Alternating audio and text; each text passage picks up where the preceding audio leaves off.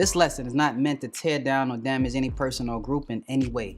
The intent is merely to educate the ignorant and confirm what many have speculated by simply eliminating the myth, superstition, fables, and the outright lies that have been forced on the population by way of religion.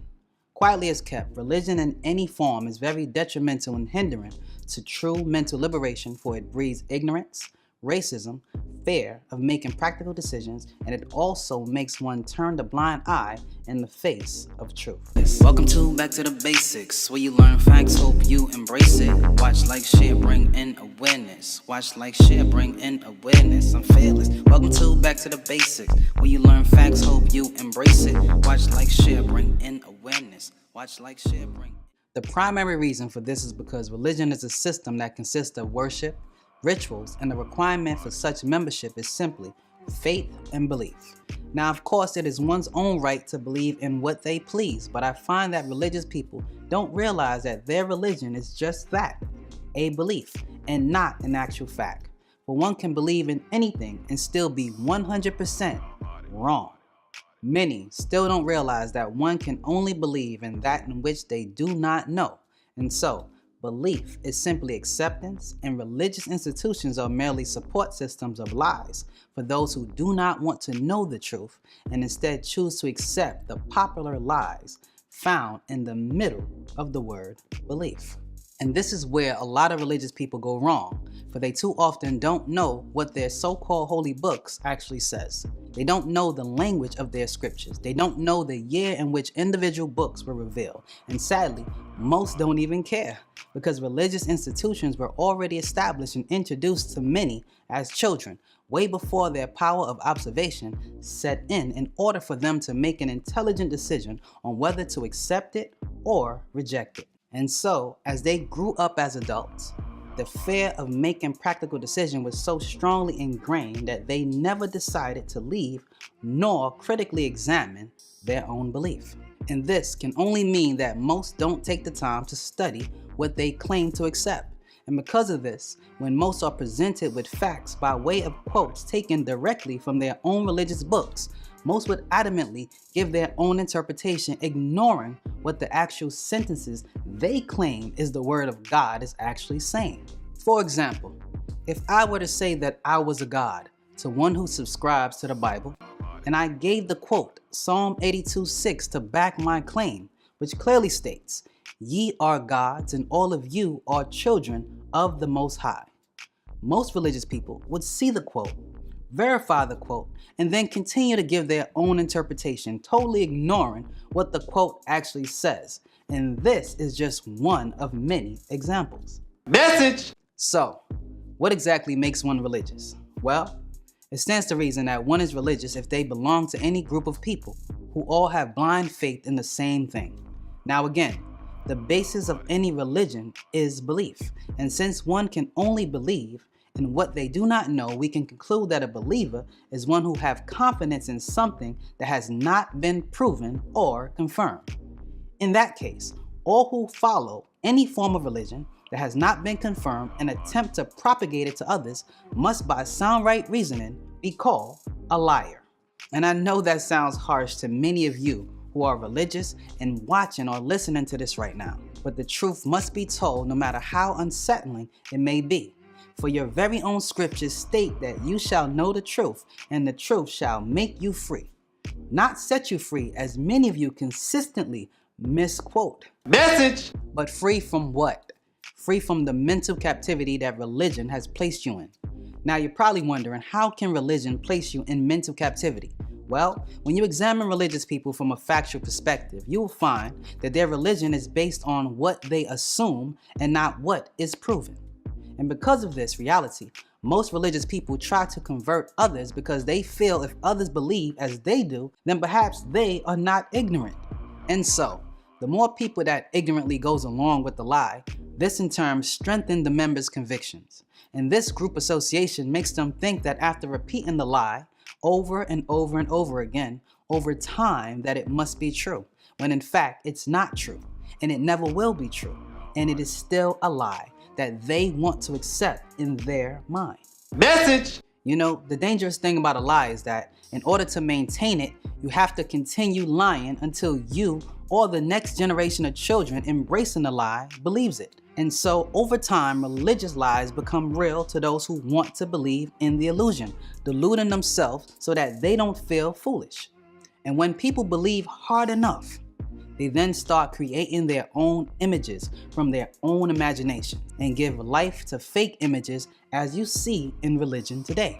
Then they attempt to convince all others that what they believe in is true, and all others who don't believe as they do must be fools, when in fact, they are the ones fooling themselves, because it is them who needs all others to accept and believe what is not confirmed. And get this, if others don't accept their religion, they fight them tooth and nail and even kill them.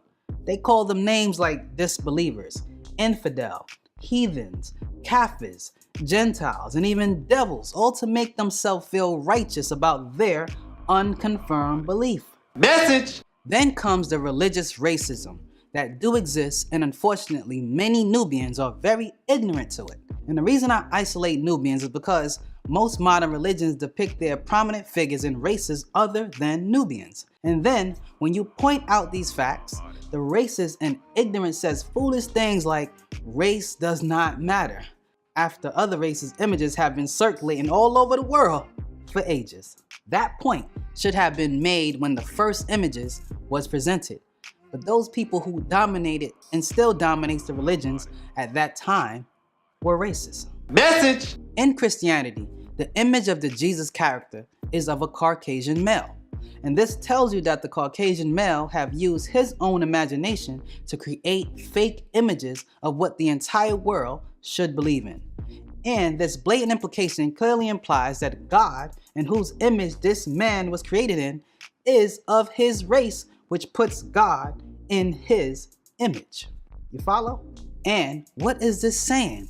Well, if God is good all the time, then the implication is the race he is from are direct descendants of God. And that includes Judaism, whose prominent Caucasian figure is Moses, as well as Islam, whose prominent Caucasian Indo-Arab figure is Muhammad, all stemming from the religion of Abraham. So when Nubians accept any of these religions as their own, they are in fact worshiping other races as their God, be it who or whatever. It's always in other races' images and after other races' likenesses, not yours, Nubian. Message! Of course, they have made a place for you as a convert in their religion, but not in the blood, the physical, nor the spiritual side. And if you ever try to change the image in your likeness for your own children to see the image of your own race, those who want to maintain the religious racism will first label you a black religious cult. And then they all will come together to stop you by any means necessary. And unfortunately, because the religious ghost spell is so strong, many of your own people will be standing right alongside the racists saying the same thing. Because the racists and those who have self-hatred do not want Nubian children to see in themselves greatness, because then your children will not want to look like the image of other races or even be like other races, but will see their own image as good as God. Is that wrong? Is that too much to ask for? Especially if these racist people cannot prove that their image of their unseen God is even real? If you ask a religious person, where is heaven? They all will say, up there. And if you say, up there where? You will find that they don't know. However, if you look up the word heaven in Hebrew, it translates to Shemayim, which is the dual or plural of Shema, which means the sky. And if you look in the Greek for heaven in the New Testament, you get the word Oranos, which translates to the sky, which really relates to Orion, the constellation containing 7 stars. This is where the Muslims get the 7 heavens concept from, found in the Quran 23:17. And in Arabic, the word for heaven is Samawat, which also means the sky or the cloud. So their book does confirm that Orion is heaven, Job 9:9, which will then make this being, called God by some, an extraterrestrial, since heaven is in another star system, according to your book. Message! Now, do you see how this all adds up? Yet, most religious people wish to believe in all kinds of myths that don't add up. Religious people were profoundly trained not to want the truth and are very comfortable with what is already established, right or wrong. And since most have their own individual feeling about the truth, no matter what I expose, some people will never wake up from this hypnotic ghost spell placed in their mind. However, some will. And those are the souls that I am here to help awaken in this great and dreadful day. I want you all to know that I am not teaching right knowledge to hurt religious people.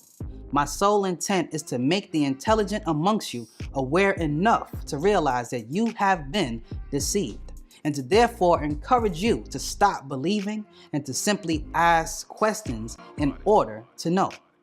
Questions like, who is the author of these religious books? What was the purpose? When was each book revealed? Where did they come from? Why should we accept it? And how does it relate to me? This is the information age, and we must do away with adult fairy tales called religious books and demand the actual facts. For all you know, you could be worshiping the devil as God. Don't compromise your soul for what appears to be normal, and know that anything that is worth anything is worth struggling for. I want you all to know that institutionalized religion have their roots in a greater prehistoric ancient culture than your so-called leaders will teach to their congregations, which is only 5% of their teaching. And then 10% of those who are teaching it knows the real facts. And unfortunately, the other 85% are being misguided and led down the path of traditions and customs and egos of men who do not know what they're really talking about. You must learn to face reality, regardless of how much it hurts. And if you don't check things out, then you deserve to be lied to. If you don't take the time to investigate the facts and face the facts regardless of how ugly they are to you, then you will continue to remain a mental captive of other people's religions of tailor-made confusions. Wake up. Facts we stated. You wanna know something? Go back to basics. Most saw trapping was called the Matrix. The world fibrilized, yet it's hard to face it.